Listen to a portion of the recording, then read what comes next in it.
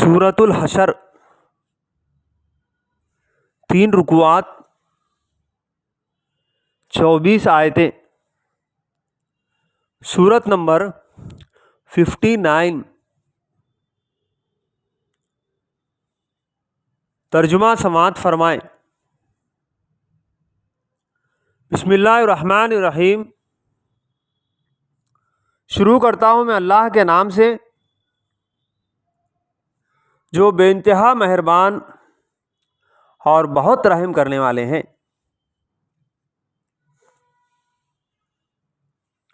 اللہ ہی کی تسبیح کی ہے ہر اس چیز نے جو آسمانوں اور زمین میں ہے، اور وہی غالب اور حکیم ہے۔ وہی ہے جس نے اہل کتاب کافروں کو پہلے ہی حملے میں ان کے گھروں سے نکال باہر کیا۔ تمہیں ہرگز یہ گمان نہ تھا کہ وہ نکل جائیں گے، اور وہ بھی یہ سمجھے بیٹھے تھے کہ ان کی گڑھیاں انہیں اللہ سے بچا لیں گی، مگر اللہ ایسے رخ سے ان پر آیا جدھر ان کا خیال بھی نہ گیا تھا۔ اس نے ان کے دلوں میں رعب ڈال دیا۔ نتیجہ یہ ہوا کہ وہ خود اپنے ہاتھوں سے بھی اپنے گھروں کو برباد کر رہے تھے اور مومنوں کے ہاتھوں بھی برباد کروا رہے تھے۔ پس عبرت حاصل کرو اے دیدے بینا رکھنے والو۔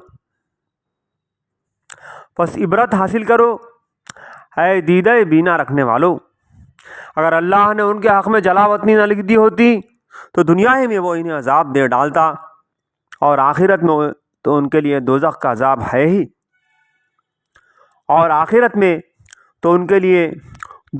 عذاب ہے ہی۔ یہ سب کچھ اس لیے ہوا کہ انہوں نے اللہ اور اس کے رسول کا مقابلہ کیا، اور جو بھی اللہ کا مقابلہ کرے اللہ اس کو سزا دینے میں بہت سخت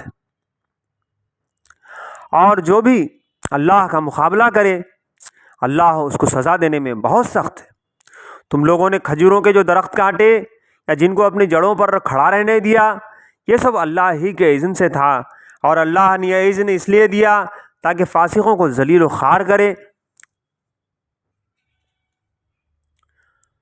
اور جو مال اللہ نے ان کے قبضے سے نکال کر اپنے رسول کی طرف پلٹا دیے، وہ ایسے مال نہیں ہیں جن پر تم نے اپنے گھوڑے اور اونٹ دوڑائے ہوں، بلکہ اللہ اپنے رسولوں کو جس پر چاہتا ہے تسلط عطا فرما دیتا ہے، اور اللہ ہر چیز پر قادر ہے۔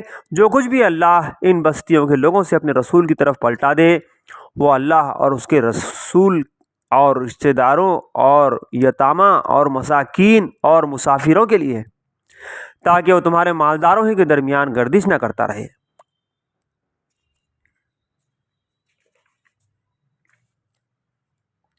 جو کچھ رسول تمہیں دے وہ لے لو، اور جس چیز سے وہ تم کو روک دے اس سے رک جاؤ۔ اللہ سے ڈرو، اللہ سخت سزا دینے والا ہے۔ نیز وہ مال ان غریب مہاجرین کے لیے ہے جو اپنے گھروں اور جائیدادوں سے نکال باہر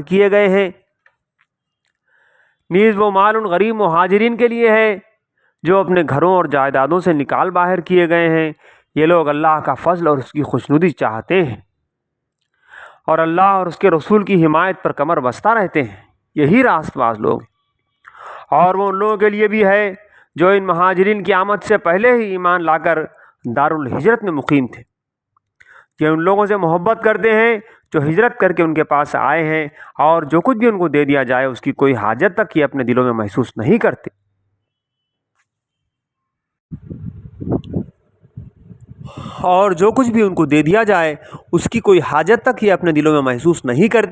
اور اپنی ذات پر دوسروں کو ترجیح دیتے ہیں، خواہ اپنی جگہ خود محتاج ہوں۔ حقیقت یہ ہے کہ جو لوگ اپنے دل کی تنگی سے بچا لیے گئے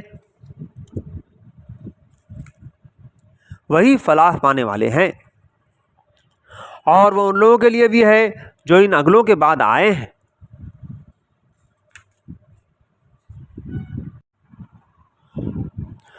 جو کہتے ہیں کہ اے ہمارے رب، ہمیں اور ہمارے ان سب بھائیوں کو بخش دے جو ہم سے پہلے ایمان لائے ہیں، اور ہمارے دلوں میں اہل ایمان کے لیے کوئی بغض نہ رکھ۔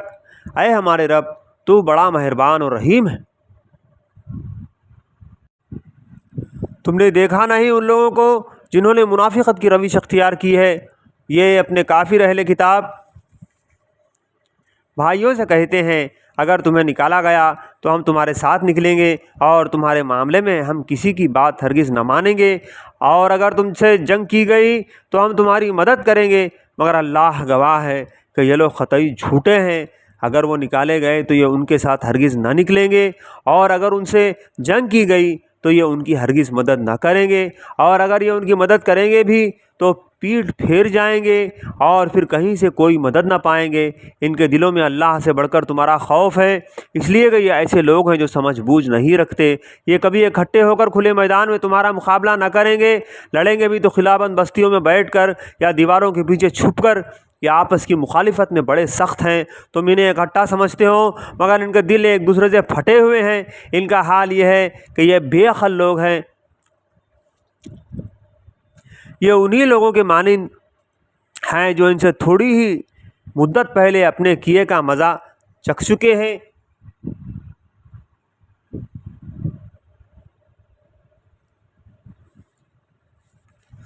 یہ انہی لوگوں کے مانند ہیں جو ان سے تھوڑی ہی مدت پہلے اپنے کیا کا مزہ چکھ چکے ہیں، اور ان کے لیے دردناک عذاب ہے۔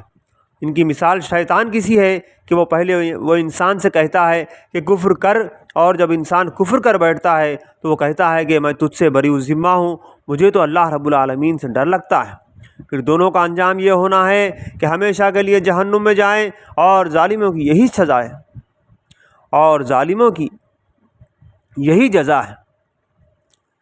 اے لوگو جو ایمان لائے ہو، اللہ سے ڈرو، اور ہر شخص یہ دیکھے کہ اس نے کل کے لیے کیا سامان کیا ہے۔ اللہ سے ڈرتے رہو، اللہ تمہارا یقیناً تمہارے ان سب اعمال سے باخبر ہے جو تم کرتے ہو۔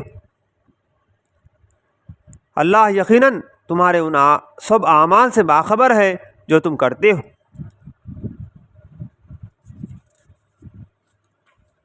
ان لوگوں کی طرح نہ ہو جاؤ جو اللہ کو بھول گئے تو اللہ نے انہیں خود اپنا نفس بھلا دیا۔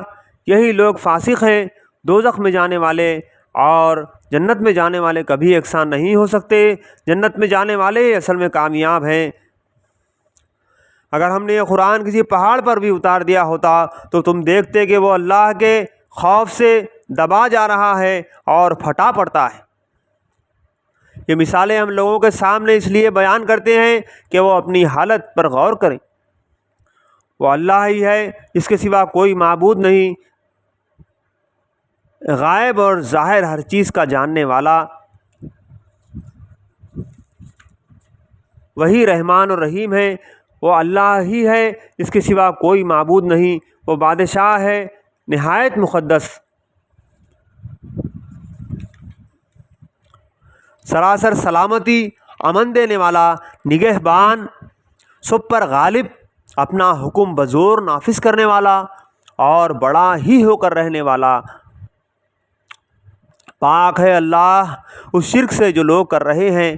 وہ اللہ ہی ہے جو تخلیق کا منصوبہ بنانے والا اور اس کو نافذ کرنے والا اور اس کے مطابق صورت گری کرنے والا ہے۔